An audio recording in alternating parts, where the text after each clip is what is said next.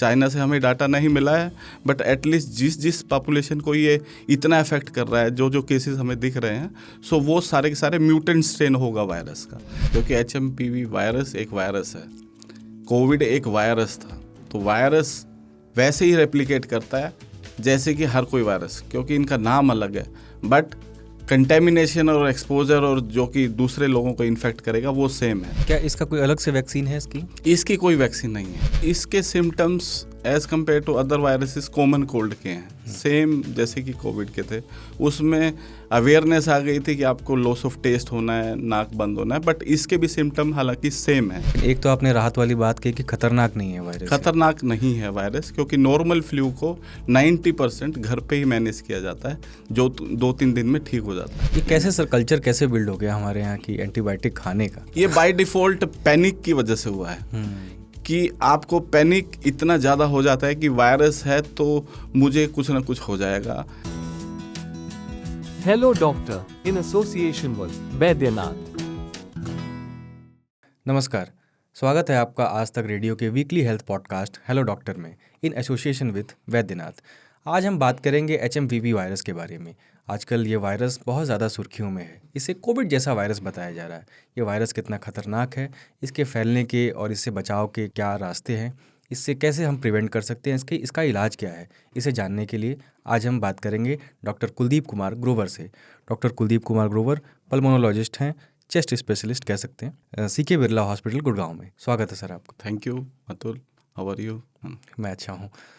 इस वायरस को sir Covid जैसा वायरस कहा जा रहा है, तो इसे कोविड की जो मेमोरीज़ हैं हमारे पास वो बहुत डराने वाली हैं। ये वायरस कोविड के मुकाबले कितना खतरनाक है, कितना अलग है, और इसको कैसे हम समझा जाए इस HMPV वायरस को? एक्चुअली अतुल, कोविड जब भी आया था, कोविड के लिए हम रेडी नहीं थे।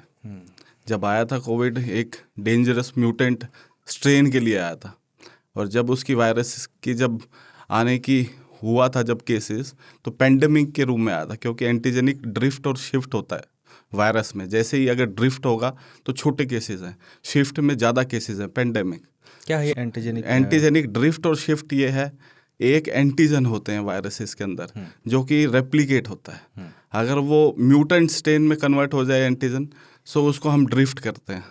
और जैसे ही अगर वो बहुत सारे एंटीजन अगर चेंज हो जाएं तो कभी शिफ्ट बोलते हैं। म्यूटेंट मतलब अपने अंदर बदलाव करे।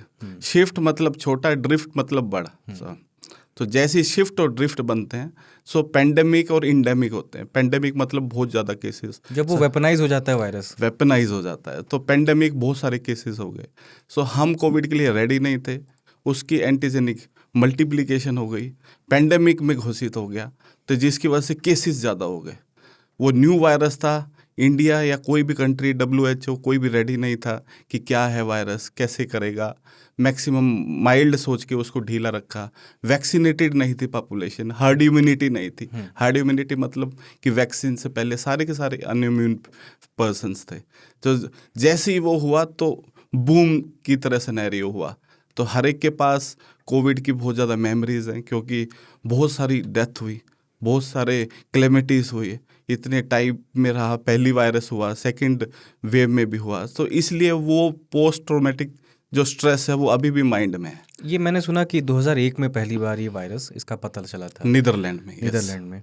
तब उसने इतनी चर्चा नहीं बटोरी थी। अब इसके बारे में इतनी बात क्यों हो रही है कि बिकॉज ऑफ कोविड? क्या कोई और भी कारण है इसके? एक तो पहला रीज़न है कि कोविड की वजह से। क्यों? क्योंकि कोविड की पहले की मेमोरीज अभी भी रिफ्रेश हो जाती है माइंड में। दूसरा ये है कि मेटानिमो वायरस जो वायरस है, माइल्ड वायरस है, फ्लू काइंड ऑफ वायरस है। क्यों? क्योंकि इसके बारे में पहले से पता है, 2001 में सब कुछ, इसकी वैक्सीनेटेड हैं लोग, फ्लू से वैक्सीन लेते रहते हैं। बट हाँ, जो भी केसेस हैं वो म्यूटेंट स्ट्रेन में है। चाइना से हमें डाटा नहीं मिला है, बट एटलीस्ट जिस पॉपुलेशन को ये इतना अफेक्ट कर रहा है, जो केसेस हमें दिख रहे हैं, सो वो सारे के सारे म्यूटेंट स्ट्रेन होगा वायरस का, जिसकी वजह से वो इतनी सारी क्लेमिटीज हो रही हैं। अगर वो केसेस यहाँ पे भी आ जाते हैं, और अगर होता है तो मैक्सिमम कंटेंट रहेगा, कंटेंट की एक जगह रहेगा, माइल्ड केसेस रहेंगे, सीवियर केसेस होने की संभावना है नहीं। क्यों? क्योंकि we are very much prepared अभी, क्योंकि मैक्सिमम लोग वैक्सीनेटेड हैं और जितनी भी प्रोन पॉपुलेशन है, वर्नरेबल पॉपुलेशन है, उसको थोड़ा ध्यान क्या देना। इसका कोई अलग से वैक्सीन है इसकी? इसकी कोई वैक्सीन नहीं है। फ्लू की वैक्सीन से ही चल रहा है? फ्लू की वैक्सीन से ही होता है। इन्फ्लुएंजा एक ऐसी वायरस है जिसका इंक्यूबेशन पीरियड है, मतलब जब अंदर जाता है और पहला सिम्टम होता है, सो उसका इंक्यूबेशन पीरियड बहुत छोटा होता है। वायरसेस बहुत वीक होती हैं, इसलिए वो बॉडी के अंदर पेनिट्रेट नहीं कर सकती हैं। अच्छा, बट उसको वीक इम्यून सिस्टम चाहिए एज जिससे कि कम्पेयर टू बैक्टीरिया। यस, तो वीक इम्यून सिस्टम जैसी अगर होगा तो वो डायरेक्ट अंदर घुसती है। इसलिए आप हर एक जगह देखिएगा, न्यूज़ चैनल में देखिएगा, हर एक इंफॉर्मेशन जो भी दे रहे हैं इस वायरस के लिए, सो उसमें ये बोला जाता है कि एटलीस्ट आपको ध्यान रखना है जिसका वीक इम्यून सिस्टम है, कोई किडनी का पेशेंट है या लीवर का पेशेंट है या ब्रेन का पेशेंट है, सो उनको थोड़ा सा सेंसिटिव, थोड़ा ध्यान रखना। अभी आपसे बात हो रही थी शूट के पहले कि आप क्रिटिकल केयर पेशेंट्स को ज़्यादा देखते हैं, आईसीयू के आप इंचार्ज भी हैं सीके बिरला हॉस्पिटल के। अभी कोई ऐसा पेशेंट आया HMPV वायरस का? HMPV के लिए टेस्ट जो जीनोमिक टेस्ट होता है उसका 10 से 20 हज़ार रुपये की उसकी कॉस्ट होती है। वो बायोफायर पैनल टेस्ट बोलते हैं उसको। तो हर एक पेशेंट में फिजिबल नहीं है कॉर्पोरेट हॉस्पिटल में कि हम बायोफायर टेस्ट करें, बिकॉज उसके लिए आपको स्पुटम का सैंपल चाहिए, अंदर से कफ का सैंपल चाहिए। मैक्सिमम वायरसेस के जो पेशेंट आते हैं उनके एटिपिकल सिम्टम होते हैं, मतलब बलगम या कफ नहीं होता है, सो उसके लिए हमारे पास सैंपल नहीं होता। तो हर एक पेशेंट का बायोफायर 10-20 हज़ार का सैंपल इतना फिजिबल नहीं है कि हम खर्च सकें। RT-PCR से नहीं पकड़ में? RT-PCR सिंपल नेजोफेरेंजियल टेस्ट से हम इसको नहीं पकड़ सकते हैं। अभी जितने भी है मल्टीप्लेक्स जो जीनोमिक टेस्ट है उसी में हम इसको पकड़ सकते हैं। अच्छा, वायरस के सिम्टम मैंने देखे हैं कि लगभग सेम होते हैं, खांसी, जुकाम, फीवर। इसके कुछ स्पेसिफिक सिम्टम हैं जिसको हम ये सावधान रहें? इसके symptoms as compare to other viruses common cold के हैं, सेम जैसे कि कोविड के थे। उसमें अवेयरनेस आ गई थी कि आपको लॉस ऑफ टेस्ट होना है, नाक बंद होना है, बट इसके भी सिम्टम हालांकि सेम है। इसमें भी एनोज़मिया वगैरह? हाँ, इसके अंदर भी आपको जुखाम होगा, उसके अंदर फीवर होगा, उसके अंदर सारे वायरल की बदन टूटेगा, मैलेज होगा। बट हाँ, अगर लग रहा है कि वायरस पहले दिन से ही वेरी मच एग्रेसिव है, कि आपके सिम्टम पहले दिन से ही हाई ग्रेड फीवर है जो कि 5 दिन से गए ही नहीं है, आपको लग रहा है आपके कफ नहीं जा रहा है, आपकी प्रॉब्लम नहीं जा रही है, जैसे कि वायरस 2-3 दिन में चला जाना चाहिए बॉडी से, उसके बाद आपको वेट नहीं करना है, तुरंत आपने हॉस्पिटल में डॉक्टर्स को दिखाना है, ताकि ये पता चले कि वायरस के बाद एकदम बैक्टीरियल का सुपर इन्फेक्शन तो नहीं हो गया है। अभी जैसे सर किसी को भी वायरल फीवर होता है, ज़ुकाम होता है, तो लोग एंटीबायोटिक्स, पैरासीटामोल खुद से ले लेते हैं। ना एंटीबायोटिक तो पैरासीटामोल तो खुद ले ही ले रहे हैं लोग। अभी जब ये वायरस आ चुका है इंडिया में, अभी हमको क्या सावधानी बरतनी चाहिए? सावधानियों में सबसे पहले ये वायरस ऑफ कंसर्न नहीं है। मैं आपके माध्यम से लोगों को बताना चाहता हूँ कि ये वायरस ऑफ कंसर्न नहीं है, नॉर्मल फ्लू वायरस है। मैक्सिमम हमारे इंडिया में लोग सारे के सारे इम्यून है, हाइब्रिड इम्यूनिटी है सभी के अंदर। पहले हर्ड इम्यूनिटी था, वैक्सीन के बाद हाइब्रिड इम्यूनिटी, मतलब स्ट्रॉन्ग है। वीक इम्यून सिस्टम वाले ऑलरेडी ध्यान रखना है सभी को। और अगर वायरस के दौरान सभी के दिमाग में कूट कूट के ये बात डाली गई थी कि आपको हैंड वॉश रखना है, बिल्कुल हैंड रब रखना है, कोई भी अगर आपने फ्लोर सरफेस पे टच नहीं करना है, अगर कोई भी इन्फेक्टेड पर्सन है तो उससे अराउंड थोड़ा सा दूरी करके आपने बात करना है, या उसको बोलना है कि आप वर्क प्लेस पे ना आए। तो ये सारी चीज़ें बहुत इंपॉर्टेंट हैं वायरस को कंटेन या रोकने के लिए। ट्रांसमिशन जितना ज़्यादा होगा तो फ्लू की प्रॉब्लम्स उतनी ज़्यादा होंगी। लेकिन एक तो आपने राहत वाली बात कही कि खतरनाक नहीं है वायरस। खतरनाक नहीं है वायरस, क्योंकि नॉर्मल फ्लू को 90% घर पे ही मैनेज किया जाता है, जो 2-3 दिन में ठीक हो जाता है। 2-3 दिन के बाद भी आपके सिम्टम, जैसे कि मैंने बताया, हाई ग्रेड फीवर, छाती में पेन, ब्रीदिंग डिफिकल्टी आता है, सो वो नॉर्मल नहीं है। सो वो हमें हॉस्पिटल में दिखाना पड़ेगा। अगर मुझे सांस नहीं आएगा तो मैं घर पे पैरासीटामोल और एंटीबायोटिक नहीं लूँगा, मुझे डायरेक्ट हॉस्पिटल जाना है और हॉस्पिटल में जाके डॉक्टर को दिखाना है कि जल्दी मेरी इन्वेस्टिगेशन हो, जल्दी मेरा एक्सरे हो, कि मुझे पता चले कि और कोई प्रॉब्लम साथ में तो नहीं है।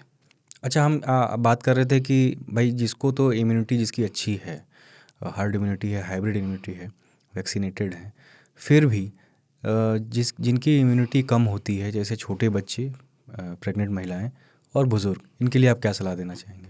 इनके लिए सलाह यही देंगे कि कभी भी अगर आप ये सारी चीज़ें हैं कि वल्नरेबल पॉपुलेशन है, सो आपको वैक्सीन्स जो डॉक्टर्स बोला जाता है, जैसे पीडियाट्रिशियन के पास आप कभी भी जाते इनको हैं, मेडिकल में वल्नरेबल पॉपुलेशन घोषित अगर ऐसा कुछ है तो उसमें आपको वैक्सीनेशन में बिल्कुल आपको प्रायोरिटाइजेशन देना है कि आपको कभी भी वैक्सीनेशन, ऐसे पीडियाट्रिशियन, ऐसे गायनेकोलॉजिस्ट प्रेग्नेंट जाती हैं, ओल्ड एज के लिए जो जीडियाट्रिक मेडिसिन के जो डॉक्टर हैं, मेडिसिन के डॉक्टर हैं, सो वो आपको मेडिसिन या जो अडल्ट वैक्सीनेशन बोलते हैं उसके लिए आपको बहुत ज़्यादा प्रायोरिटाइज करना है कि आपने लेना है वो वैक्सीन।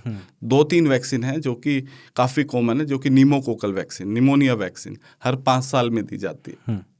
दूसरी फ्लू वैक्सीन जो कि हर साल में दी जाती है। सो कोई भी अगर वायरस या आपको इन्वेड करती है या आपको अपर रेस्पिरेटरी इन्फेक्शन होता है, जिससे कि अगर आपको कभी भी कोई इन्फेक्शन हुआ, अगर आप वैक्सीनेटेड हैं तो आपके सिम्टम्स एंड साइंस कम होंगे, जो कि मैक्सिमम घर ठीक हो जाएंगे 1-2 दिन में। अगर आप वैक्सीनेटेड नहीं है तो प्रॉब्लम ऑटोमेटिकली ज़्यादा हो सकती है अगर आप वल्नरेबल हैं।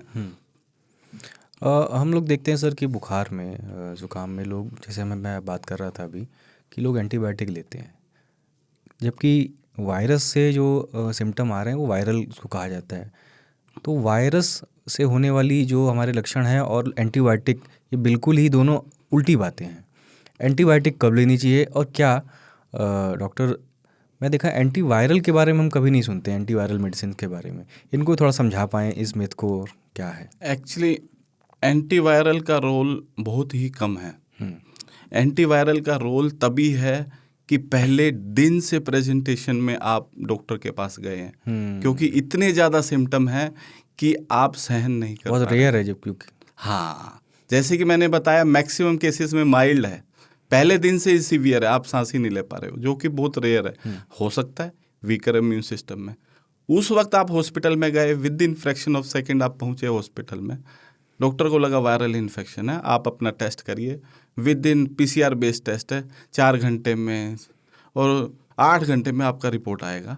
उसी दौरान में within 24 hour to 48 hours अगर आपकी सिम्टम्स ज़्यादा हैं और आपके पास प्रूवन है कि आपके पास ये वायरस है, जैसे कि स्वाइन फ्लू है, सार्स फ्लू है, इन्फ्लुएंजा है, उस रिपोर्ट में शुरू के 24 से 48 घंटे में अगर आप एंटीवायरल देते हैं तब फ़ायदा है। अदरवाइज रूटीनली एंटीवायरल नहीं बनाई गई है, बिकॉज एंटीवायरल एक जो भी दी जाती है वो उसी में दी जाती है अगर आप प्रूवन केस हैं या अर्ली प्रेजेंटेशन में ज़्यादा सिम्टम है। मैक्सिमम केसेस में एंटीबायोटिक का रोल है नहीं। क्यों? क्योंकि एंटीबायोटिक जो भी दी जाती है वो बैक्टीरिया पे दी जाती है, क्योंकि वो बैक्टीरिया की सेल वॉल को तोड़ती है, और जितनी भी वायरसेस होती हैं उसकी कोई सेल वॉल नहीं होती है, इसलिए आप अननेसेसरली अपने सिस्टम को अवॉइड करें एंटीबायोटिक। कैसे सर कल्चर कैसे बिल्ड हो गया हमारे यहाँ की एंटीबायोटिक खाने का? ये बाय डिफ़ॉल्ट पैनिक की वजह से हुआ है कि आपको पैनिक इतना ज़्यादा हो जाता है कि वायरस है तो मुझे कुछ ना कुछ हो जाएगा, क्योंकि अननेसेसरली ये एजुकेशन से ही सारी चीज़ें मसला सोल्व हो सकता है। अगर आप पब्लिक को एजुकेट करेंगे कि हाँ एंटीवायरल आपने नहीं लेना है, जब भी सीवियरिटी है सिर्फ डॉक्टर के प्रिस्क्रिप्शन पे लेना है।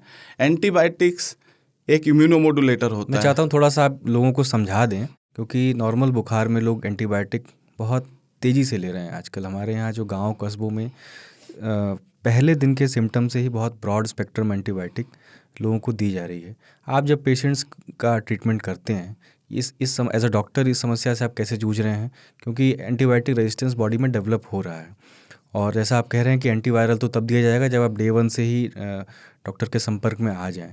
कुछ दिन बाद फिर एंटीवायरल कोई मतलब नहीं रह जाता है देने का। इसको आप अगर समझाना चाहें लोगों को, ये जो इसका मिसयूज़ है एंटीबायोटिक का। देखिए, as a general public viral infection और बैक्टीरियल इन्फेक्शन को डिफरेंशिएट करना बहुत इजी है। क्यों? क्योंकि वायरस अपने सिम्टम दर्शा देता है कि मुझे फ्लू हो गया, मेरी बॉडी में दर्द हो रहा है, जुकाम हो रहा है, तो मुझे रेस्ट करना चाहिए। बैक्टीरियल इन्फेक्शन में पहला प्रेजेंटेशन फीवर होता है। आपको अगर चेस्ट की इन्फेक्शन है तो आप येलो कलर का कफ निकालेंगे तो ऑब्वियसली दिख जाता है, क्योंकि बैक्टीरिया जल्दी रेप्लिकेट करता है। सो वायरल इन्फेक्शन के अंदर आपको फ्लू काइंड ऑफ सिम्टम है तो उसमें रेस्ट और सब पैरासीटामोल यही लेना है।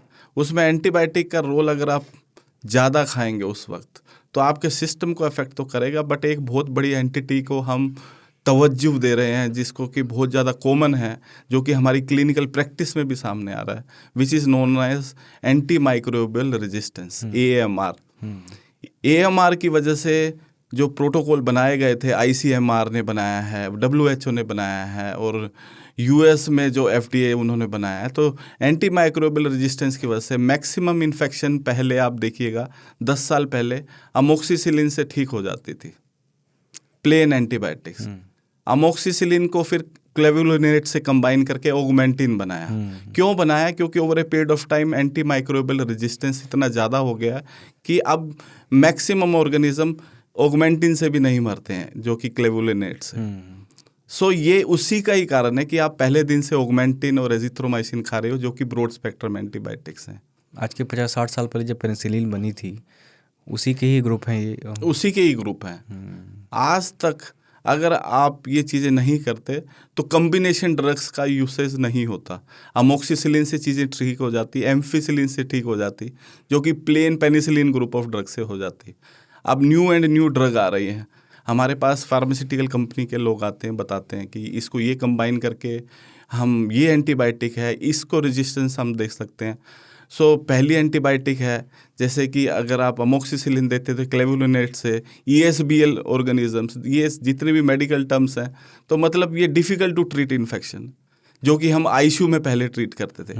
आजकल ESBL multi drug resistant organism हमें OPD में देखने को मिल रहा है।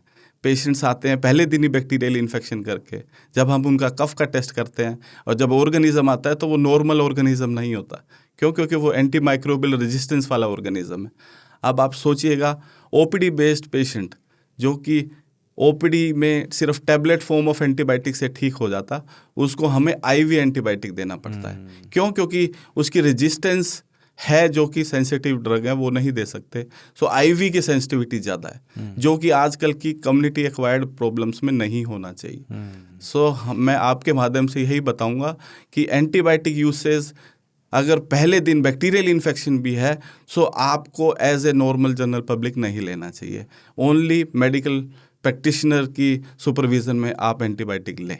सर, आप 14-15 साल आपको हो गए प्रैक्टिस करते, क्या आपको लगता है कि हाल के दिनों में वायरस कुछ ज़्यादा भारत में जो है इनके मामले बढ़े हैं? वायरसेस रेप्लिकेशन जब भी करता है जब उसको फेवरेबल एनवायरनमेंट मिलता है। अगर फेवरेबल एनवायरनमेंट होगा, जैसे कि वीकर इम्यून सिस्टम है और ठंडी का मौसम काफ़ी ज़्यादा है, जैसे आजकल मौसम, सो वायरस एक वीक वायरस है, क्योंकि उसकी कोई वॉल नहीं होती। It is just a organism without A wall. So virus is replicate वहीं करेगा जहाँ उसको पनपने का मौका मिलेगा। जैसे वीक इम्यून सिस्टम, ठंडी की जगह जहाँ पे लोग गैदरिंग बहुत है, हमारे में सोशलिज्म बहुत है, बहुत ज़्यादा हम गैदर होते हैं फेस्टिवल्स में, उनमें। सो एक बंदा फ्लू है तो एक्सपोजर ज़्यादा होता है। तो इन सारी चीज़ों का अगर हम ध्यान देंगे तो वायरल इन्फेक्शन और प्रोपेगेशन काफ़ी कम होगा और इन्फेक्शन भी लोगों को कम होगा। क्या कुछ होम रेमेडीज़ आप अगर रिकमेंड करना चाहें, अगर आपको पैरासीटामॉल और दवाओं के अलावा? होम रेमेडी में सबसे पहले वायरल इन्फेक्शन से अगर आपको बचना है तो इम्यून सिस्टम स्ट्रॉन्ग होगा। ओब्वियसली अगर मैं जंक वगैरह सब खाता हूँ तो वो आपको रोकना पड़ेगा, तो एक हद तक लेना पड़ेगा। क्यों? क्योंकि अगर आप ज़्यादा लेते हैं, इम्यून सिस्टम क्यों बोला जाता है इम्यून सिस्टम? क्योंकि इम्यून सिस्टम को भी डिवाइड करा गया है। ह्यूमरल इम्यून सिस्टम है, सेल मीडिएटेड है। आपका cell mediated immune system strong होना चाहिए। वो आपका तभी होगा जब आप में मसल मास ज़्यादा होगा। आपकी बॉडी के अंदर स्ट्रॉन्गनेस क्या बोलते हैं कि जितना मसल मास ज़्यादा है। लेकिन सर, इम्यूनिटी भी तो बहुत कॉम्प्लेक्स चीज़ है। इसको समझना कि जैसे कोविड में लोग काढ़ा पीने लग गए, उनको लिवर डिजीज़ होने लग गया, सबके लिए इम्यूनिटी के मानक एक जैसे तो नहीं हो सकते ना। बॉडी टू बॉडी वेरी करेगा। अगर आपको लगता है कि इम्यून सिस्टम अपना रीबिल्ड करना है, इम्यून सिस्टम को रीबिल्ड करना है, अगर कोई भी प्रॉब्लम है, पहले दिन से आपने एंटीबायोटिक्स वगैरह नहीं लेना है, और वायरसेस को कंट्रोल करने के लिए आपके अगर कोई प्रॉब्लम है तो बहुत ज़्यादा हाइड्रेशन करना। अगर आपको वायरल इन्फेक्शन हो गया, सो पानी जितना आप पिएंगे, आपकी बॉडी में पानी जितना रखेंगे, सो आपकी हाइड्रेशन ज़्यादा रहेगा, यूरिन येलो कलर का नहीं आएगा, पूरा हाइड्रेट रहेंगी टिश्यूज़। अगर वायरस कुछ कर भी पाई है आपकी बॉडी में तो ज़्यादा इन्फेक्ट नहीं कर पाएगी। क्या उससे वायरल लोड भी कम होता है? वायरल लोड, अगर वो वायरस इनहेल्ड आपने कम किया है और अगर आप स्ट्रॉन्ग है, सो वायरल लोड काफ़ी कम हो जाएगा अगर आप अपना ध्यान दे रहे हैं। वायरल इन्फेक्शन जब भी होता है, फर्स्ट एंड फॉरमोस्ट प्रिकॉशन जो हमें रखना होता है वो रेस्ट रखना होता है। कि हाँ अगर हमें थोड़ा सा भी वायरल इन्फेक्शन है, हम इधर उधर ना घूमें, अपने वर्क से थोड़ा सा हमें रेस्ट लेना होगा, हमें घर रहना होगा। रेस्ट लेंगे, डाइट लेंगे, अच्छे से हाइड्रेट करेंगे अपने आप को, तब मैक्सिमम 24 घंटे से 48 घंटे में सारी वायरसेस इन्फेक्शन ठीक हो जाती हैं। अभी जैसे HMPV वायरस आ चुका है हमारी सोसाइटी में, अभी ये कैसे रेप्लिकेट करेगा, कितना और जो है फैलेगा, इसके बारे में बहुत सारा डेटा अभी आना बाकी है। मैं पढ़ रहा था कि इसके प्रिकॉशंस के लिए, जैसे आप बता रहे हैं वैक्सीनेशन के अलावा, वही सेम चीज़ें लिखी हुई हैं कि आप मास्क पहनें, हाथ धोएं। लोगों को पता भी है इस बारे में, लेकिन क्या होता है कि हमें बार बार जो है इन चीज़ों को दोहराना पड़ता है, लोग भूलें ना। तो क्या जैसे हम कोविड में हाथ धोते थे, मास्क पहनते थे, वो सब चीज़ें दोबारा से सेम हमें वही करनी है अभी? करनी चाहिए, क्योंकि HMPV वायरस एक वायरस है, कोविड एक वायरस था, तो वायरस वैसे ही रेप्लिकेट करता है जैसे कि हर कोई वायरस, क्योंकि इनका नाम अलग है, बट कंटेमिनेशन और एक्सपोजर और जो कि दूसरे लोगों को इन्फेक्ट करेगा वो सेम है। तो इसलिए सरफेसिस पे ये बैठता है फोमाइट्स के रूप में, सरफेसिस को टच नहीं करना। ओब्वियसली गैदरिंग्स में काफ़ी ज़्यादा है कि हाँ कोई ज़्यादा है तो गैदरिंग्स में बहुत ज़्यादा नहीं रखें कि हाँ बहुत ज़्यादा गैदरिंग्स के अंदर। दूसरा है कि हाइड्रेशन, पानी वगैरह ज़्यादा रखें। अगर लगता है कि मैं किडनी का पेशेंट हूँ, CKD का पेशेंट हूँ, लीवर का पेशेंट हूँ, इसमें ज़्यादा ध्यान तो वो सारी चीज़ें कंट्रोल्ड होनी चाहिए। अगर मैं किडनी का पेशेंट हूँ तो मेरे रेगुलर डायलिसिस होना चाहिए, मैं स्किप ना करूँ। अल्कोहल अगर लेते हैं, स्मोक करते हैं, तो वो सब एब्स्टिनेंस आज के दिनों में कम करना होगा, क्योंकि अगर आप जितना आप कम करेंगे तो इम्यून सिस्टम को रीबिल्ड कर रहे हैं, जिससे कि आपको HMPV का संक्रमण ना हो। या जिन लोगों को लंग डिजीज़ है उनके लिए आप क्या कहना चाहेंगे? जिनको अस्थमा है, COPD है, उनके लिए कैसे ट्रिगर कर सकता है? उनके लिए कितना खतरनाक है? अस्थमा, जैसे कि हम पेशेंट्स देखते हैं अस्थमा के और रेस्पिरेटरी प्रॉब्लम्स के, क्योंकि हमारी लंग कैपेसिटी काफ़ी ज़्यादा स्ट्रॉन्ग होती है अगर हमें कोई लंग प्रॉब्लम नहीं है। अगर किसी को भी लंग इश्यू है जैसे कि अस्थमा, तो लंग कैपेसिटी काफ़ी कम होती है। सो उनके टेंडेंसी जो कि है वायरल इन्फेक्शन की डबल रहती है होने की। इसलिए उन पेशेंट्स को तो विद प्रेफरेंस, अगर कोई भी चीज़ है होने की तो उनको तो डबल प्रेफरेंस में अपनी वैक्सीनेशन जरूर लेना है फ्लू का। और अपने इन्हेलर्स और नेबुलाइजर अगर डॉक्टर ने प्रेस्क्राइब किया तो वो रेगुलर लेना है। जैसे कि आपका अगर अस्थमा सीवियर है, वो सीवियर में भी कंट्रोल होना चाहिए। अगर आपको डायबिटीज़ है तो वो कंट्रोल्ड होनी चाहिए। अगर कोई भी चीज़ अनकंट्रोल्ड है तो आपके सिम्टम्स कोई भी वायरस से जल्दी होंगे और आपको जल्दी ही प्रॉब्लम्स आएंगी जो कि कंट्रोल नहीं हो सकेंगी। तो इसलिए अपनी प्राइमरी बीमारी को कंट्रोल करना बहुत ज़रूरी है और सावधानी बहुत ज़्यादा इम्पोर्टेंट है। तो कुल मिला के आप ये कह रहे हैं कि ये वायरस वैसे तो ख़तरनाक नहीं है, लेकिन उन लोगों के लिए ख़तरनाक हो सकता है जो वल्नरेबल हैं, बच्चे हैं, बूढ़े हैं, महिलाएं हैं, या जिनको पहले से कोई बीमारी है। उन्हीं को प्रॉब्लम ज़्यादा होगा जिसका वीकर इम्यून सिस्टम है। क्यों? क्योंकि अगर हम स्ट्रॉन्ग इम्यून सिस्टम से बिल्ड करते हैं अपना सिस्टम, अपना मस्कुलेचर, सो उसको ये वायरस इन्फेक्ट नहीं करेगी।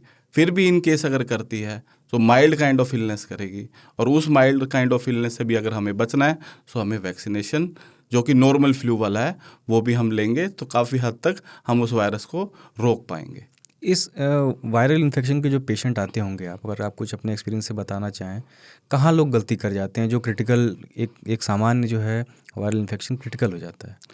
क्रिटिकल कोई भी इन्फेक्शन होगा तो वो जब भी होगा जब अगर लेट प्रेजेंटेशन टू हॉस्पिटल होगा। जैसे कि अभी हमारे पास हॉस्पिटल में एक लेडी एडमिट है, she has day 10 of illness. अच्छा। मुझे 10 दिन पहले से फीवर आया था, तब से मैं पैरासीटामोल और एजिथ्रोमाइसिन खा रही थी। अभी 10th डे पे she is on high flow oxygen और ICU में है। जैसे कि मैंने आपको बताया कि अगर आप लेट प्रेजेंटेशन होगा सो वायरस को मौका मिल रहा है आपकी बॉडी के अंदर डीप पेनिट्रेट होने का। सो ऑब्वियसली वो लेडीज अगर 10th डे पे आई हैं तो अभी वो सीवियर ARDS में है, उसको ट्रीट करने के लिए हमें हैवी इंजेक्शंस और ऑक्सीजन सब देना पड़ रहा है। क्यों? क्योंकि वायरस को रेप्लिकेट करने का मौका मिला। 10 दिन बहुत होते हैं। 10 दिन बहुत होते हैं। इंक्यूबेशन पीरियड उसको बोलते हैं कि वायरस जब हमारी बॉडी में एंट्री करे और first symptom, incubation period maximum viruses का छोटा होता है। सो इसलिए आप उस इंक्यूबेशन पीरियड में जल्दी अथॉरिटीज़ को अगर दिखाएं तो आप अपनी मैक्सिमम कंप्लेंट्स को रोक सकते हैं और हॉस्पिटल में सीवियर होने से प्रॉब्लम को बचा सकते हैं। अगर आप नहीं बचाएंगे और अगर आप लेट प्रेजेंट करेंगे, ऑब्वियसली फिर तो सॉल्यूशन एडमिशन और आईसीयू का ही रहेगा, जिसमें आपको सब कुछ एडमिशन लंबा भी चल सकता है, वेंटिलेटर की जरूरत भी पड़ सकती है। बट ये सारी चीज़ें नहीं डिस्कस करें तो अच्छा रहेगा, because maximum viruses infection mild होती हैं। अर्ली अगर हम प्रेजेंट करें तो सारी चीज़ें ठीक हो सकती हैं। Thank you sir. Thank you. तो आपने सुना डॉक्टर कुलदीप कुमार ग्रोवर को HMPV वायरस के बारे में। ये वायरस डॉक्टर साहब ने कहा कि वैसे तो खतरनाक नहीं है, लेकिन ये कुछ लोगों के लिए बेहद खतरनाक साबित हो सकता है। अगर इसके सिम्टम्स हम जल्दी पहचान लें, जल्दी इससे उपचार अपना करें, तो हम इससे बच सकते हैं। इससे भी वैसे ही बचना है जैसे अब हम जो है कोविड में रहते थे। मास्क पहनना है, हाथ धोते रहना है और ग्लव्स वगैरह का यूज़ करना है, गैदरिंग कम करना है। तो आपको ये एपिसोड कैसा लगा हमें कमेंट बॉक्स में लिखकर ज़रूर बताएं। शुक्रिया। Hello Doctor, in association with Baidyanath.